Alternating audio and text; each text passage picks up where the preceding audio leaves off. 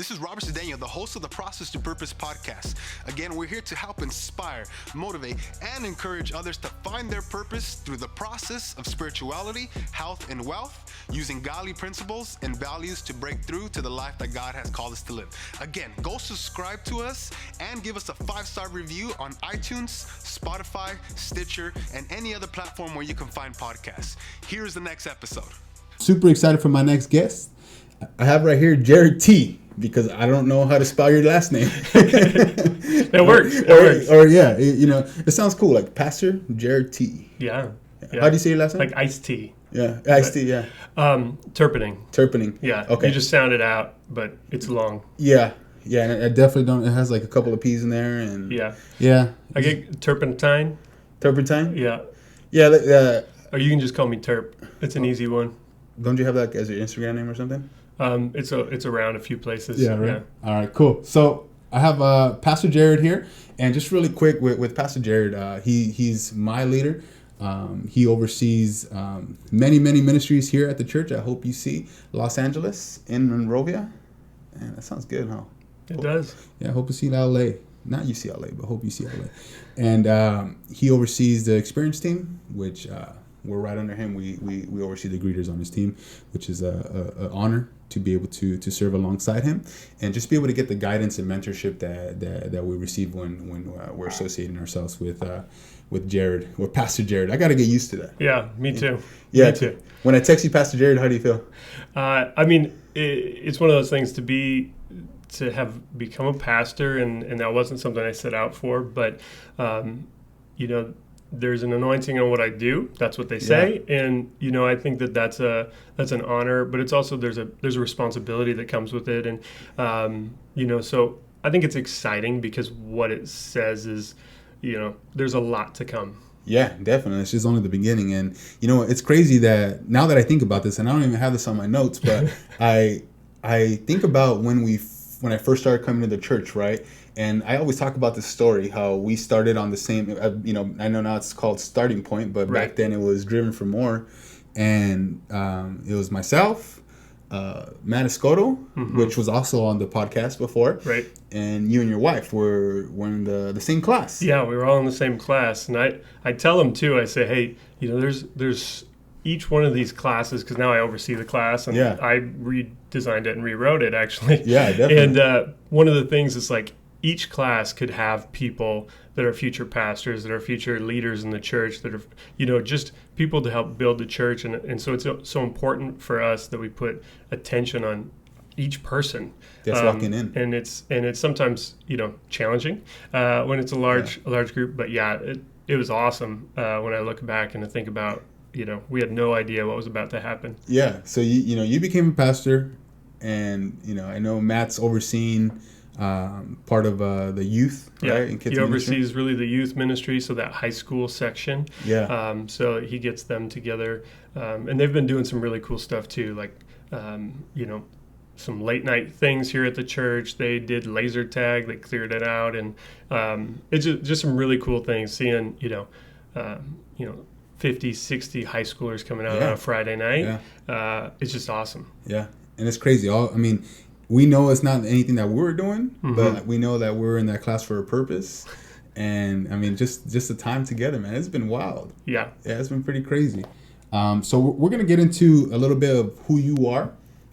So just tell them about who you are, where you're from. Not the hood, but just where you're from. Yeah, I think it's important to kind of understand some of the background. So I grew up on a dirt road in Michigan, in a trailer house that was built in the 70s. And, we were poor, just poor, and my dad was a long haul truck driver, so I didn't see him a ton. And then in 5th grade, he had gotten this new job and life was good, and he got hit by a drunk driver, became disabled, and my mom didn't work. And so, we went from poor to like whatever $0 is, and so it was just it's kind of tough. And, I saw my parents, though, just have this peace through that as they trusted God. And that was a value, and we didn't have anything, but we were still at church on Sunday, and that was something that was really important. And that's something that, it was always a structure. It's always a support there. And so that was really important. And, as a family, we came together through that, where it was like, hey, we're fighting this together. And my parents are just, they're great. And it's always been something where, the bond of our family is really strong. That continued to move on. I saw a lot of things happen through that. We had a friend who invited us over at church from after church one night for ice cream at their house, and he had asked my mom. He said, "Hey, do you have $1?" And she's like, "Oh yeah." He's like, "I want to show you a trick or something like that." And she gives him this $1, and he gives her a title to a car. Oh my gosh. We just saw miracles like that happen, where it was like out of nowhere, and that was our car for probably another 10 years after that. And things like that God kind of pulled together just really helps. And then also it's like, how do you not trust when you're like seeing those things happen? And then I went to college, and college was one of those things that my family was like, hey, together we're going to get you through college. And so for my part, I was working third shift at night and going to school during the day, which if you're fairly good at math, you'll know that means I worked at night and I went to school during the day, which means I didn't sleep a lot. And so I would sleep in my car, and I would take clothes. There was a handicapped bathroom I could go and freshen up, so like nobody would know like how gross I maybe was. And I just knew like, hey, this is gonna pay off. When you prepare and when you work hard, it allows God to do things through you. And I had no idea what that was going to be. And I kind of still feel that way, where it's like, I have no idea where we're going. But it's really exciting at this point. So I mean, just listening to what you're saying about your parents and your dad having that accident and going through college, do you think that time in life where you guys went through that season when you guys were struggling and just kind of getting by, you said that you were like negative poor, I don't know what the right word is, like, so going through college, did you use those values that you learned from maybe your parents to get through that time where you maybe weren't showering a couple of times? Well, I think that what happens is I look at motivation as temporary, and I look at inspiration as self-motivating. And so I was inspired. By what my parents did. I was inspired by what I've seen God do. And so what that meant, when things got rough, I was still motivated through that. And I didn't need somebody else to cheer me on because I own my future. And that's one of those things I've seen people make the mistake where they can take excuses and that type of thing, where they're like, oh, well, I can't do it because of this. And it's like, this is your future. So like, don't allow anybody else to stop you. And I think it's just so easy to do that, where it's like, oh, it's not easier, it's not this, and resources there. If you can, I don't think there's anything I learned in college, and I have a degree, but and I'm not saying anything bad about education, but there's nothing I learned in college that I couldn't learn for free on YouTube or through Google. It's all there. The information's there. And so I just want to challenge people as far as that goes, where it's like, hey, this is your future. It's nobody else's. So don't let somebody else dictate it. And a lot of times we see that door, right? So God's going to be opening up doors, and I'm sure he's been opening up doors for you, this whole time. But sometimes when we see that door, I did see something, I think it was on Instagram or something, where there's this big door, right? And like God's like, I need you to walk through that door, and you go to the door and you can't open it, and you're like, man, why can't I open this door? And then you look on the bottom and there's a smaller door, right? And you're like, man, I gotta actually like get down on my knees, still be thankful that there's a door, an opening there, crawl through it, and there might be mud, right? There might be rocks. It might hurt. It doesn't feel good, but there's an opening and there's a way. And a lot of times we look at that and we're like, you know what? This not mine. Might not be for me. So a lot of times I think just having that perseverance to go through that door, right? Because God's going to open it every single time. And it seems like every single time when you guys ran into something, there's that door at the bottom, and you're like, we're gonna crawl through this guy. Absolutely. Well, I think sometimes I heard a pastor say, it's like sometimes you get a microphone and sometimes you get a mop. And that's good. And it's like, it doesn't matter, like it doesn't matter what you're handed. You gotta own it and do what you can with it. And then when you've got that attitude, you allow God to then do all sorts of miracles. And so it's just been awesome to see different things like that happen. Okay, nice. So what is your position here at the church?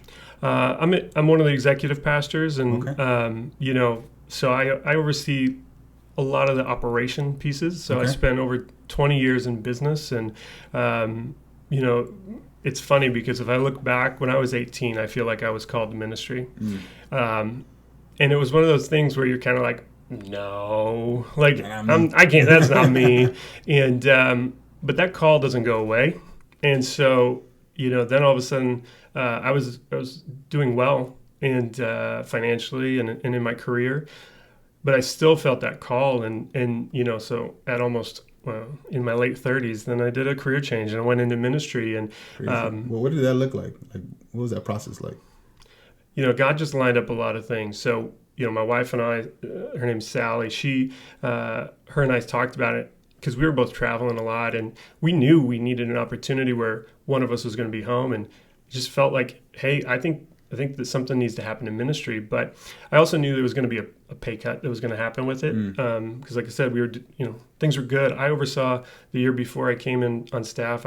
My annual sales that I was responsible for was over $43 million. And so, it was good. And so anyway, we were praying for that opportunity because we couldn't take a pay cut.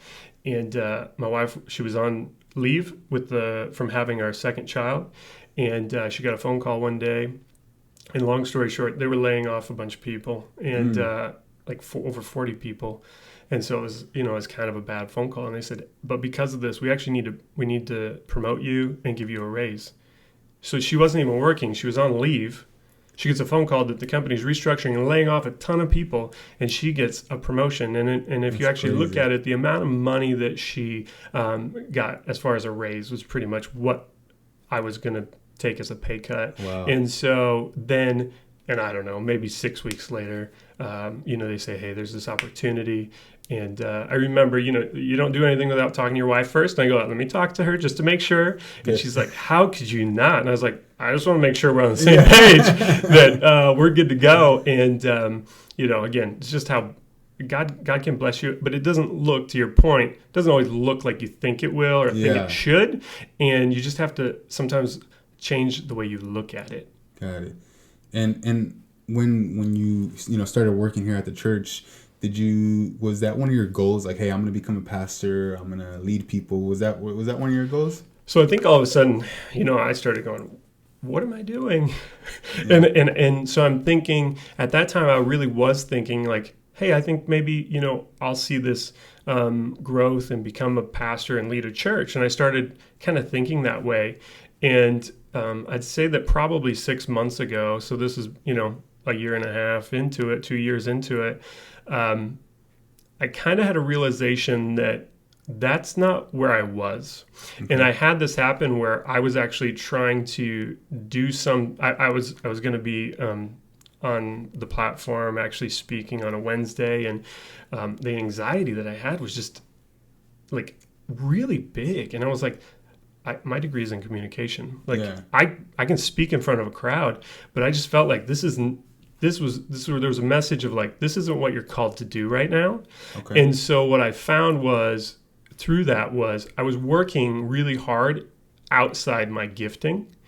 And when you're doing that, it's like driving on square tires, right? Yeah. It's like it was working, but not very good, driving my lawnmower to work, it's like, I'll get it. You'll get there. It's just going to take you a long time. And so, I kind of had this restructuring of my brain and looking at things differently, and kind of even what I'm just saying, where it's like, no, I'm in this role. Let's do this role. And I think sometimes when you don't take full advantage of the position you're in, you really actually hurt yourself.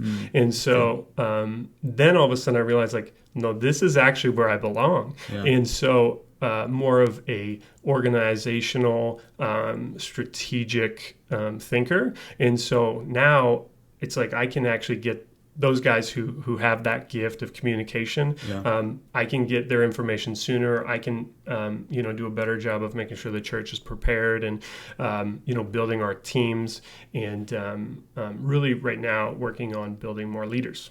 So good, and I can see that's your passion. Yeah, building leaders, and you're helping build the teams that basically run the church, right? So have you always been passionate about building leaders? I would say like no.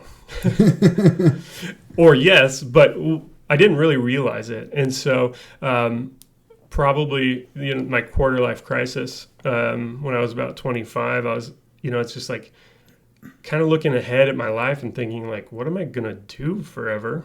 And I was like, I'm not feeling any sort of fulfillment from a lot of the things that I was doing at that point. And so I realized, I was like, what I need to be doing is focusing on the people, not necessarily the business. And very quickly, when I realized when you focus on the people, the irony is I actually got a lot better results than when I was focused on the business. And then there's a whole nother aspect where it's actually like it's a lot easier when you're developing people because they're doing a lot of the work. Yeah. And it becomes just this momentum builder and this spark that can change an organization. It can change, an entire industry based on, what you're doing. Yeah, it's good because I do see that as a gift. I mean, and you even say like, hey, like we can try you out this spot, but this might not be your gift, right? So because when you focus on the results, it's really hard, right, to get these people going. But when you focus on the people's gifts and what they're good at, and you make them part of it and kind of take control of what's going on, that's when they start performing, right? So you're good at seeing that. What do you usually see, or what do you look for when you're trying to choose a leader? So I have a little bit of a process, and so when I'm identifying a leader, I have three things that I just kind of look for, and so the first thing is that they have intensity. Good. So it's something that I can't necessarily teach. Like a lot of times I'm like, I always say it's like your parents have to teach you to work hard. At this point, if you don't work hard, I don't know if I can necessarily like fix that. Yeah. And so I need some intensity, some urgency. And the second thing is influential. So can they actually help impact the way other people operate? Can they bring people along? Do they have that? And then the last thing is inquisitive. So I like questions, and like one of my favorite questions is like, what if and why not? Because it's like, what if we did this? And it's like, well, why not? Yeah. And most of those questions, it doesn't hurt to try it out or to actually explore it a little bit. And that's where, even when I think about interviewing and having conversations with leaders and future leaders, a lot of them, I want to inspire them to look at things differently. And so there's a book, and it's a really simple book. It's actually like a picture book. It's called Paper Airplane. Okay. And so the whole idea is it's about this class that it was a contest of whose paper airplane could fly the farthest. And this one little boy wasn't, like everybody's like, they have 15 minutes, and this little boy's like not folding the paper. And so everybody's like, what are you doing? What are you doing? Like, you got to do something. And he's like, kind of like playing it off. And then, so everybody's throwing their paper airplane, and it's this whole thing. And then all of a sudden it's like, hey, well, it's your turn. What are you going to do? And he wads the piece of paper up and he throws it. And because of actual physics, he throws the ball of paper farther than any paper airplane. And I think that's kind of what we need to identify, is somebody where you go, hey, I'm not doing something because that's what we've always done. That's good. It's like, how do we actually just do better? Yeah. And that even comes to me in that situation where it's like, do you want to be a part of a winning team, or do you want to be a star? Are you trying to be famous, or are you just trying to be good? And it's like, if people have the heart of where it's like, hey, I'm just going to do the best I can where I'm at, the irony is a lot of times that actually will take you to new places. Yeah. And, we kind of think about that even, the Bible talks about to be the first, you have to, serve, And so when I think about that, it's like, well, how does that work? And one of the things that I just like to challenge people is, if I'm your leader, so I lead the team, a team you lead. And so one of those things is like, I work for you. And I think people get that so backwards. Yeah. Where it's like, my job is to make sure that everything is set up for you. Your life is easier. And then you do the same thing for the people that are on your team. And often, like, I think people want to say like, oh, I got this office, and now all these people like answer to me. But the problem is, with that attitude, you're not serving people, you're not developing people, and you're going to end up losing them. They're not going to be performing. They're not going to be productive, because you're not helping them in any way. Yeah, you're not willing to put in the work. Right. Yeah, I actually experienced that. So when I first started leading here at the church, so this was back at the old location.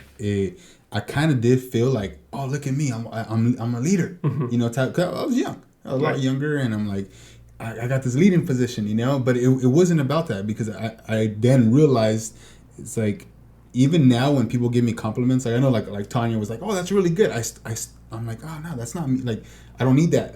Because I'm doing this for God. I'm not doing this to be like, oh, Robert, you're doing a good job. Like, I feel like I've gotten past that already. But there was a time where that's all I would focus on. It's like, hey, good job, Robert, good job, right? So I think just being under good leaders and showing, hey, it's not about Robert, or it's not about Jared, but it's about everybody walking in, right? So when we're leading our people, say the greeters, right? Because that's what we oversee. It's not about just standing there at the door, but walking into people and then doing whatever it takes. Like, what did you say earlier? The whole mop thing. Yeah, it doesn't matter if you have a mop or a microphone.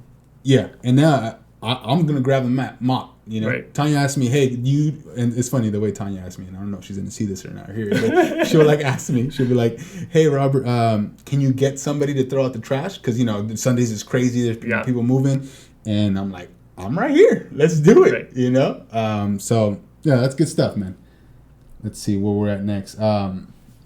So in your belief, why is it important to build leaders, not only for the church, because I know that's what you do, but just for life, marriage, family, the peers around people? Yeah, I think, in a simple way, I would say that Jesus was the greatest leader of all time, and I feel like and the Bible says we're called to be more like him, and we should be striving to be more like him. So in a very simple way, I feel like we're all called to be leaders. Now, we also know that we're not all called to be leaders of 1,000 people or 10,000 people. But I do think that we need to do that. And then when I look at it even further, and we know he was a servant leader, we know, there's a lot of things that he did. And, washing the feet of the disciples is a great example where it's like, if that's the example that was set for me, how do I do that best? And I think about, how do we make the biggest impact? How do we make the biggest, we talk about a ripple effect, right? And so I want to leave a legacy that's going to impact people in the future, long past when I'm here. Yep. And again, it's not about me, but it's about building God's kingdom. It's about impacting people's lives and really being a blessing. Because I even think sometimes, and when we think about it being in the marketplace, I would often come on Sunday and hear a message, and then I'd turn around on Monday and I would reformat that message for my business. Yeah. And it would open and unlock doors where, Good. A lot of us are called to be, some people are called to be in ministry and evangelists, but being an evangelist has nothing to do with where you are. Mm-hmm. Do you know your neighbors? Do you know your kids' friends, parents? Be an evangelist where you are. Don't feel like ministry is for people that are just working in the church. Ministry is for all of us. And so I don't know what your question was, but I'm getting motivated and excited. Good. Yeah, because it can happen at the line at Chipotle, at Starbucks. Absolutely, just being a leader there and just coming up and being fired up. Right, fired up for life, and because you don't know what that person is going through. Mm-hmm. So the question was just the importance of building the leaders around your family, marriage. Right. So to that point.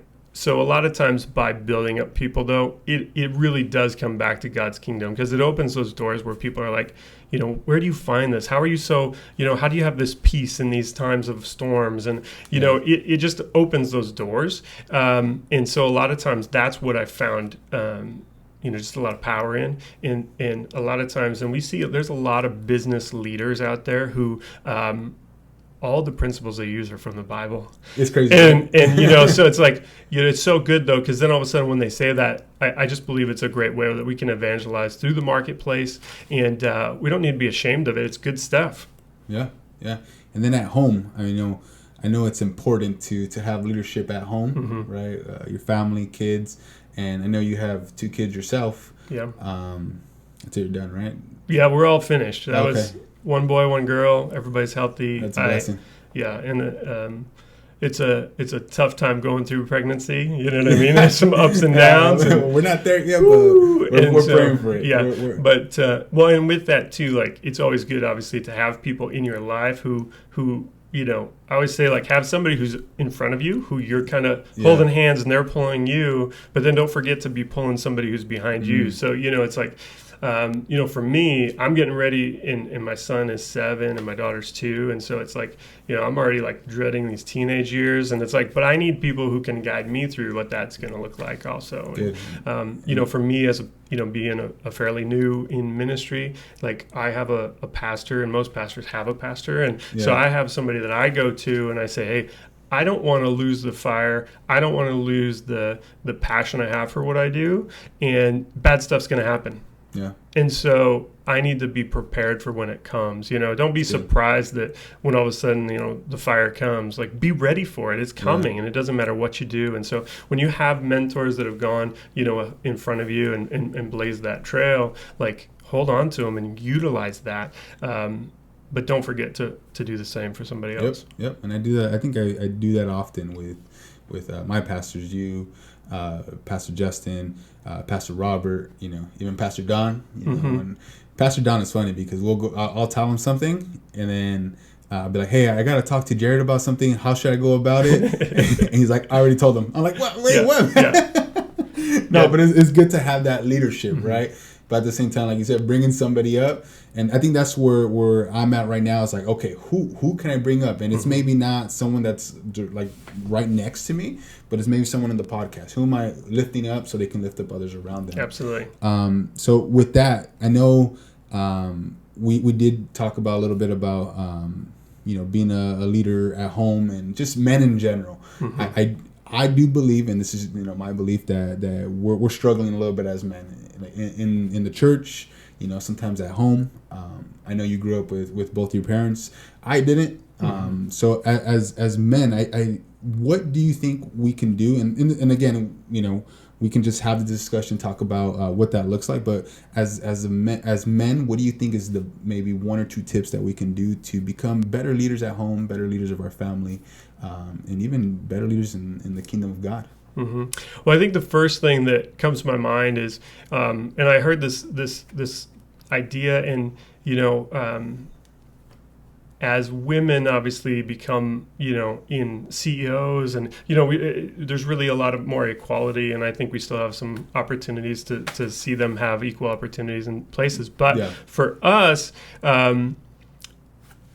as that's happened, I think some men, and especially young men who don't have fathers that are really involved, sometimes there can be a misunderstanding around this equality and this sameness. And so, you know, it's not about men being more important or more valued, superior, but we're different. Yeah, definitely. And so what that does is we need to be able to help teach young men how to be men, and part of the things, and you know, I didn't prepare this part of it, but you know, the whole idea, and there's the verse that talks about women need to submit to their husbands. You know, that's our favorite verse, right? Like, you need to submit to me. The Bible says. Shortly after that verse, though, what we read is that we are called to love our wives as Christ loved the church, and he laid down his life for her. So are you willing to lay your life down for your wife? And so there's a couple things that I like, guys, and this is before they get married, before they go into this, like there's a couple things. So first of all, if you just lay down in bed and your wife asks you for something, you just go get it. Yeah. Like, if she asks you for something, you go get it. And you're doing that with no strings attached. Yep.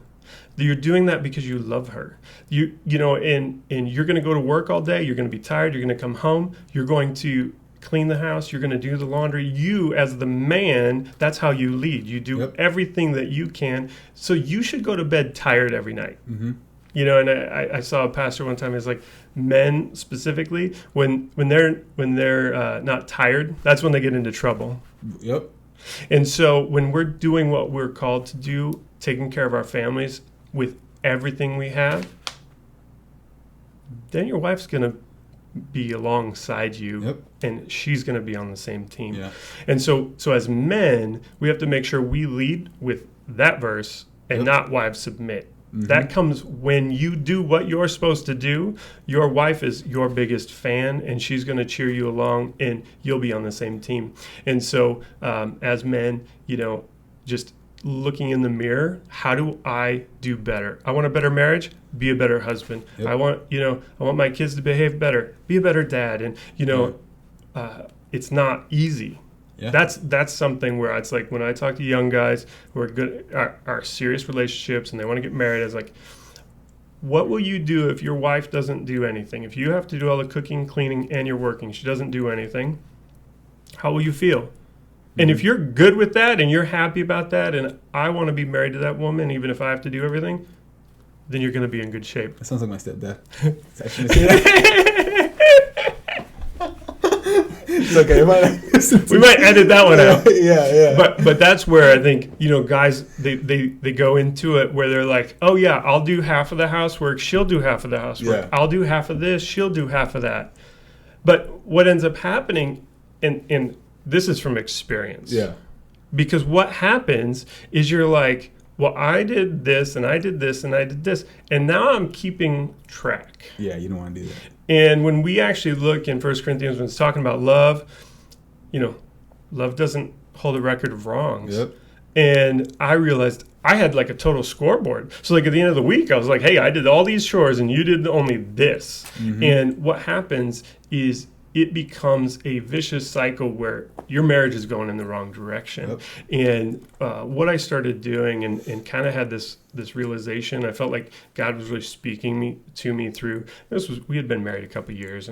And so I felt like God was working on me to be a better husband. And then I was like, wow, the marriage is getting like better, but like so fast. Like yeah. I was like, it's just, we weren't arguing like, and I was like, wow, this is really working. Well, fast forward probably another couple years, my wife and I actually talked about it, and God was doing the same thing to her as he was to me. Time. And, we weren't, like, we were just working on ourselves, and our marriage just, got really good. And, good. We all have those bad days. Yeah, definitely. And, that's important to be honest about, because my parents had this marriage where, like, they never fought. It was like this weird, it's weird. Like they're weird, like in love, weird, like in love. And so then all of a sudden I got in a relationship and I was like, well, this isn't right. And so actually through my life groups, through other men that I've met where I'm like, okay, this isn't crazy. This is normal. So we have bad days, but that's okay. Yeah. It's not, oh, we're in a fight, we're going to end up divorced. It's like, oh, we're in a fight. Like, we have an issue. Let's think about how we solve this and proceed. That's good, because what I got from that is that you guys became intentional, right? Starting to become intentional, because I think that's where a lot of men can, I mean, women too, but we get home, like you said, we're tired. We just want to maybe turn on Sports Center, ESPN, we want to kick our feet up, be on our phones. But if you come with the mindset, hey, today, you know what? No matter how tired I'm going to be, I'm going to give my wife some attention, because I'm sure she's tired as well, right? And I don't know if attention is the right word, but going home with intentionality. Yeah. So here's a tip, and my wife, maybe she won't listen, which is better. But there's a few things that I would tell for guys that can make your life easier. The thing is, your wife wants to know she's a priority for you, and I need to make sure she is. And so for me, I'm trying to figure out how to balance like ministry, my relationship with God, my wife, I've got my kids, and, just like all these things. And it's a little tricky. And so what I've done, and I work on this, it's not great, but try this. When you wake up, the first 5 minutes are all about your wife. The first thing you're doing. Now, maybe you let her sleep, so maybe it's the first 5 minutes when she wakes up. But give her that attention first thing in the morning. Then when you get home from work, or you get home from school, or wherever you are for the day, or when she comes home from work, give her 5 minutes. That's good. And so that way you really set a standard where you say like, hey, there's a lot happened today, but you get this time. And to your point, I think, and we all struggle with this, I'm tired, I'm coming home from work. Like I just want like quiet for like, a little bit. But what message our wife receives out of that is like, I'll talk to you later. Like you're secondary, and so like, suck it up, buttercup. Take care of your wife. Yeah. No, that's good. 'Cause it's not easy. It's definitely not easy. I know I don't. There's I think what I started practicing really is being intentional about not being on my phone. I think that's one of the bigger things that I've decided. Obviously, I'm not perfect because I will get emails, and then my wife, she really understands, like, hey, sometimes I'm in real estate, so there's people who get off work at 6-7 o'clock and they need to be attended to, right? But for the most part, I stay off social media. I try to stay off my phone as much as I can. I'll get like alerts, so I don't have any notifications for social media because I don't want to receive them when I'm at home. So that's another good thing to do, is to, hey, shut it all down. Like that time, especially right now, it's just my wife and I. So we don't have any kids. Like, I don't have any excuses right now. So I'm gonna pay attention to her. I'm gonna be intentional about it, and that's a good time to lead, right? Be the example, because sometimes when my wife picks up the phone, I wouldn't say anything, but she'll realize it, right? And I'm leading in that capacity where I'm like, hey, I don't have my phone. I won't tell her anything, but she's gonna put it down for the most part. And sometimes we don't even have to have a conversation. We're just sitting there enjoying each other's presence. Right. So with that being said, I do have a couple of questions for you. And thanks for being on, man. I really appreciate your time. I know you're busy. Oh, I'm super honored. I really appreciate everything you do, and I'm kind of jealous because I wish I was as smart as you when I was your age. No way, man. And so, but I get excited about surrounding myself with people that I think are better than me, because that's when a lot of leaders are insecure of that, and I think that it allows us to just make that bigger impact when you get people around you and have security through Christ and your real identity.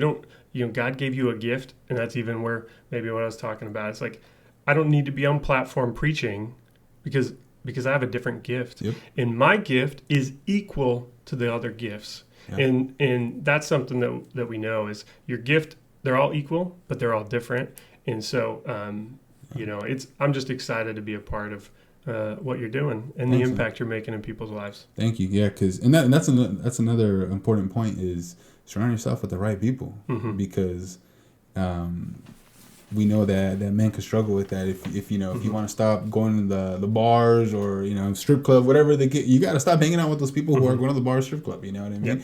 So it's important to surround yourself with godly men. People who are kind of on the same path, right? And have the same values and beliefs.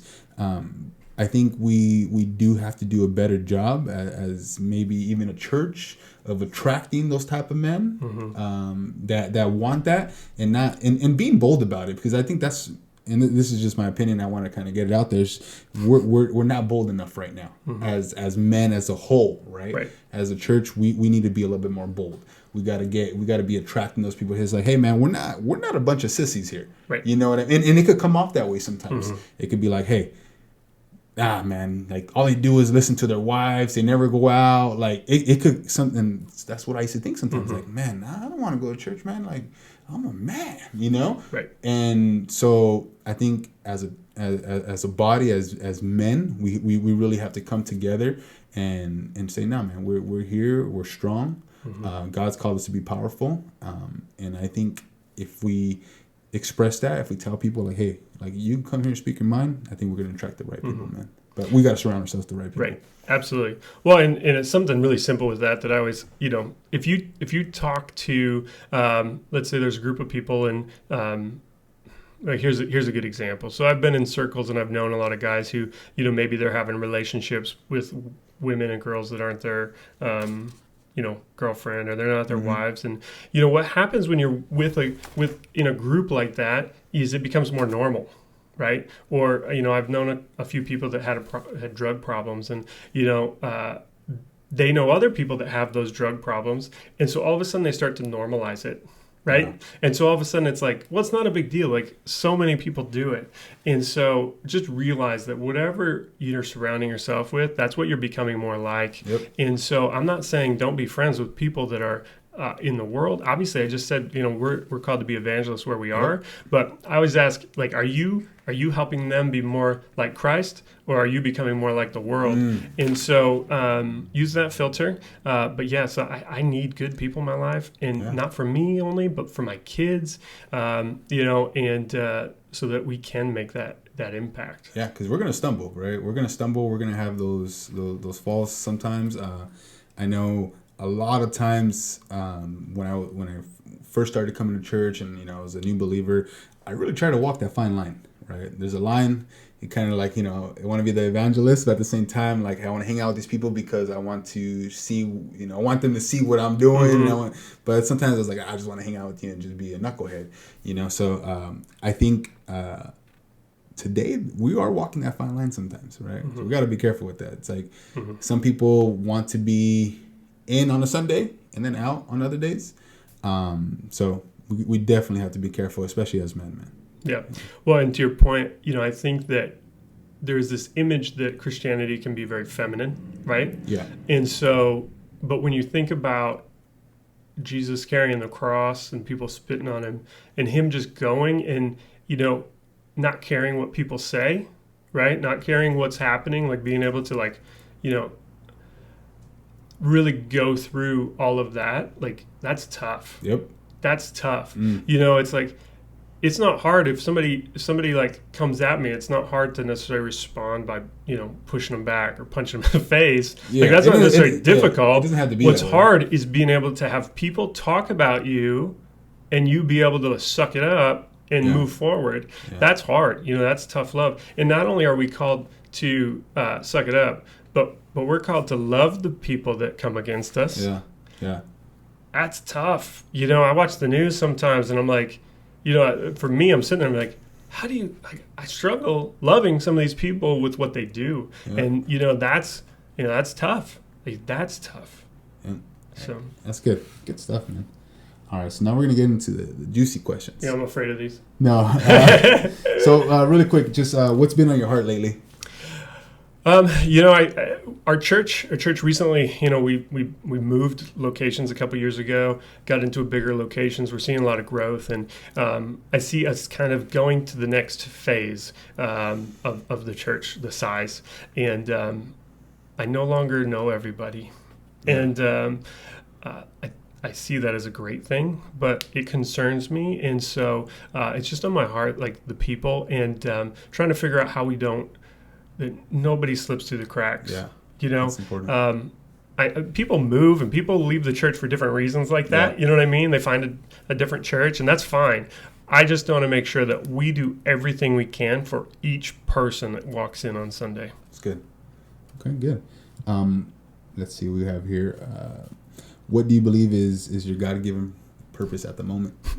Yeah, I like the fact that you said purpose at the moment, because I think purpose changes a lot. Yeah. And I think you have a purpose every day, right? Yeah, definitely. And so, right now what I see is there's a huge, I feel like Hope Unlimited Churches has this huge future ahead. Good. And I think what's important is that we get organized now. We get very strategic just with how our structure works and everything and the systems that are in place. So that allows us not to lose people. Good. That allows us to grow and make an impact. I don't see it as like, I don't want to be a big church. That's not my dream. I want to make a big impact. Yeah. I want to be a church that makes a big impact. Yep. Now, I believe that there's a lot of people that feel that way, that want to make an impact. And so that's why we're seeing the growth, is because people are coming in and being like, oh, I want to be a part of that. But It's important. We see companies do it a lot of times where they're like, oh, people want, a fried chicken sandwich from Popeyes, right? I've seen that. That's crazy. It's nuts, right? So they want that, but then if you notice, or if the Popeyes didn't make enough chicken sandwiches. So they can't support the strike. They don't even have a sign. So literally every Popeyes right now has a sign that says, we're out of chicken sandwiches, which is written with like a Sharpie. Yeah. And it's like, what kind of company, So it's like, I want to call them and be like, hey, you could have probably done this a little different. I don't want to be that company, because now for them, they just lose sales. But for us, if we're not prepared for people when they come, that's people's eternity. There's nothing more important than that. And so I want to make sure that today, like literally like today, it happens. There's a quote, and it's just the idea of winning. Now, to me, I kind of think of winning as excellence, you know? And Vince Lombardi said, winning isn't a sometime thing, it's an all-the-time thing. You don't win once in a while. You don't do things right once in a while. You do them right all the time. Man. And so excellence to me is about like, you know, in downtime, what am I doing? And it's like, and so you've probably heard that phrase like dance like nobody's watching. And I actually have a different version because I'm a different minded. I say work like somebody's watching. And when you do that, you're going to see that God's going to work through your diligence. And you know, there's a book called Grit that I love by Angela Duckworth, and it just basically it's studies. It's not like a feel good book. It's like it's what we know is the people that are most successful are the people that persevere and have what they call grit. Because it's not about your gifts. Like everyone has them. It's about actually like taking your gift to the next level. So I know you had Ace is a good example. He was on the podcast, you know, a while back, and it was like he has a gift to sing, but he works on that gift. You know, daily. Absolutely. And it's like whatever that gift is that you have, you need to craft it. You need to work on it, and you have to realize that just because you have that gift doesn't mean that it's going to be easy the whole time. Yeah.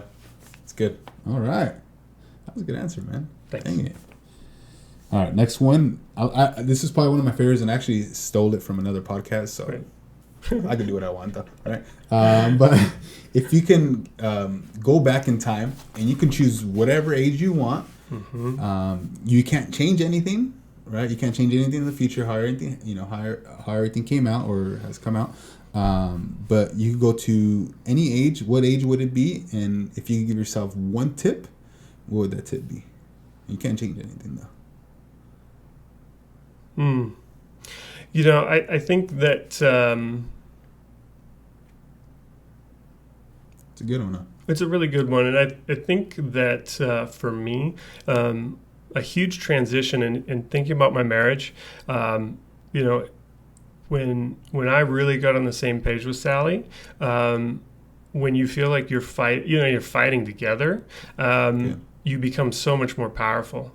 And I think a lot of husbands go home and, you know, home's not right, so then work can't be right, and you become it's like this ripple effect, just a bad cycle where it's like you're not going to make progress at home and you're not going to make progress at work if it's not all good. And so I think about, you know, in the beginning, if I could just have talked to myself as far as when I met Sally. So, you know, that was a little over 10 years ago. And when we started dating, if I would have started treating her the way I do now, or the way I try to now, then I think that would have helped, where we would have started, you know, working together sooner. You know, those first couple of years of marriage, as you know, like you're figuring things out, you know, and what happens though when you're figuring things out is you're not really making progress. And, you know, now it's like, it's so much fun being married. And, you know, we kind of talked about the work, but like, you know, I love her, and, you know, spending time with her is like, it's amazing. And it's such a blessing that I have a great wife. And so, you know, that's where I go. You would go back and just say, hey, just be the guy? I'd try to tell myself all that stuff about like go to bed tired, work hard, ignore what she's doing, love her like Christ loved the church. And, you know, at the end of the day, like, I would say that probably almost every woman in the world, if you love her, or at least do your best to love her like Christ loved the church, she's going to be awesome. And you guys are going to be powerful together. Absolutely. Yep. All right. This is pretty cool right here. What's your favorite movie, and a movie that you can watch literally over and over, no matter what? Yeah. So probably Anchorman. Really? Yeah. That's awesome. It's super funny too, because like, I remember I saw it in the theater, and I literally remember at the end of the movie, I was like, that was it? That was it? Like, that wasn't funny at all. And then somebody made me watch it again, and I was like, that's hilarious. Yeah. And there's something weird about it because it's like, the joke's coming. So it like gives you like, I don't know, there's a different effect of it. But like I'll be like painting or something and I'll just like turn it on and listen to it. That's and funny. There's so much to it. There's so much in it that's just hilarious. So and it's funny because I think like maybe I don't know if your wife's the same, but my wife, when I watch a movie and I think it's hilarious, and I'm like, watch this part, and she's like, it's not that funny. One of the things that's great is Sally actually likes a lot of the movies that I like, good. So it makes it easier. Good. But yeah, I mean, I remember growing up and like I would just talk in like movie, phrases, you know what I mean? And so dude, that's our family right there. Now I like want to go watch Anchorman. So yeah, we always used to quote, and it's not the best movie, but Friday. Oh. Yeah. All the time, man. So every time I come in the kitchen, you in the kitchen. So next one, what would you say is your biggest weakness at the moment? Well, the funny thing about this, and I talk about this a lot, is when you have a strength, it creates weakness, or opportunity. And so, one of the funny things for me is that I invest into people, and that's how I develop people. That's my plan. Is once we talked about identifying leadership. Once I identify leadership, I try to meet with those people. Mm-hmm. I try to spend time with them. And what ends up happening sometimes is all of a sudden at the end of the week, it's like last Friday, I was looking forward to Wednesday because I get a lot of work done on Wednesdays. And I was like, wait a minute, I missed Wednesday. It's over. And so, I think the strength is that I spend time with people, but sometimes it can get away from me. And so there's been a couple things. So I'm going to share because I have 3 things that that I've been working on with that. And so the first thing is identifying if tasks are urgent or important, because sometimes I think that we have a task that needs to be done, but it's not really important. And so sometimes we'll end up, kind of diverting the important. And, we need to be taking care of things that are important, even if they're not urgent, because if you don't take care of them, then everything becomes urgent. We also have being busy doesn't make you important. And I think we all kind of want that in us, is where it's like, I want to be important. And so what I caught myself was people be like, hey, Jared, how's it going? Oh, good, been busy, And it's like, why am I so proud of being busy? That's not necessarily good.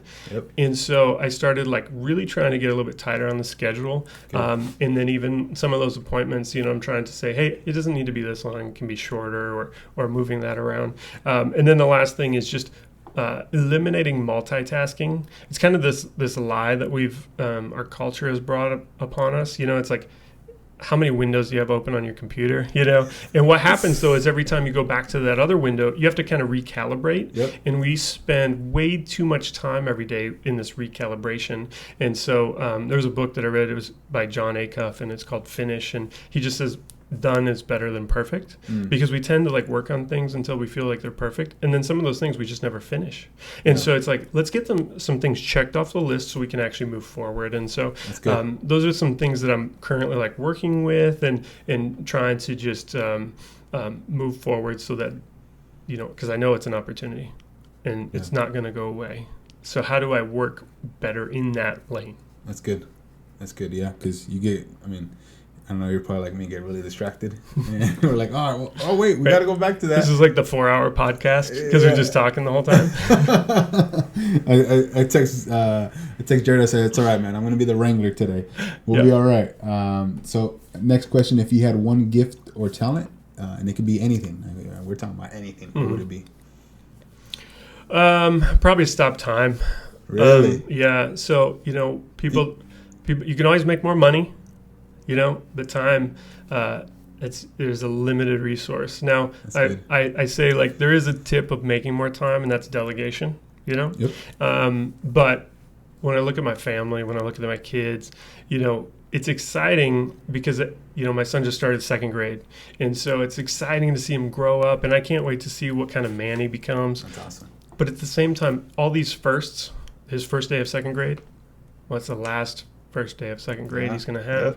And so one of those things before I was a dad, I didn't get this, where it's like when they do cool stuff or cute stuff, it kind of breaks your heart a little bit because you're like, they aren't going to do this forever. And so, I appreciate the gifts of my family that God's given me, and so it makes me sad.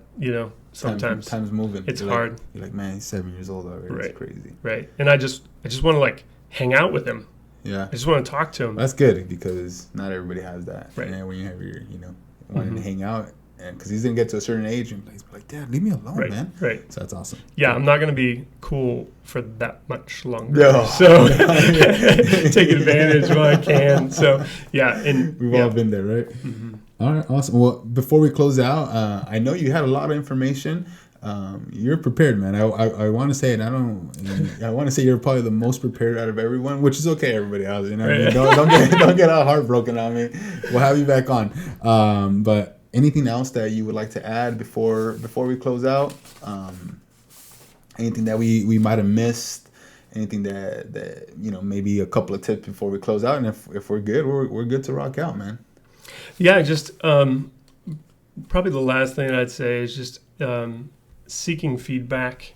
There was a sermon that I heard not that long ago, and the pastor said,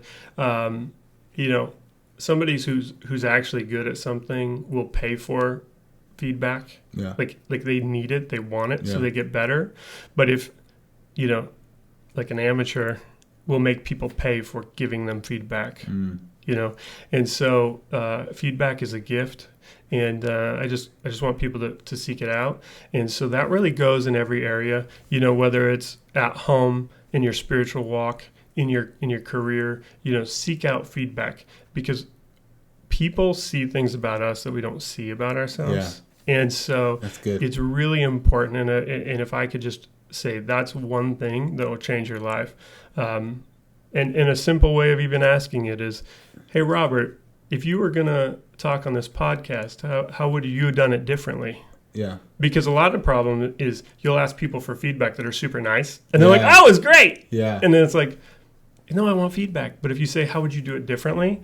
It's a very safe place for them to actually say, you know what, I would have, you aren't that smart. You probably just should have said no, or whatever it might be. But feedback, for your wife, like, hun, like, how can I love you better? How can I make you feel like a better priority? Yeah. And it's like, tell me how. And because a lot of times there's simple things. My wife was mad at me, and I'll give you an example. My wife was mad at me because our house was a mess.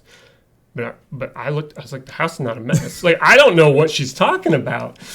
And so I told her, hey, I'm not seeing the same thing. So, like, can you tell me, like, what it is that you're seeing specifically what is frustrating you? And she said, well, you leave wrappers. Like candy wrappers? Yeah, like candy wrappers, Yeah. or like whatever, like of something you eat. I'd leave it like on my nightstand or the table by the couch. I was like, I can totally take care of those. That's easy. Yeah. You know what I mean? And so I started doing that, and then life got better. But I didn't see that. Yeah. Like, I literally was looking at the entire house is clean, but there's one table that has a wrapper on it. I'm like, that's not a big deal. Yeah, I do the same thing with like receipts or like paper towels I have in my pocket. I just leave them out, and it's like now a you little know. spot. But Now you know. Yeah, right. Yeah, no, it's crazy, and it's crazy because when you started talking about feedback, I started thinking about when you gave me feedback when I first started doing this podcast, right? And I remember having it down like at a certain angle. Yeah.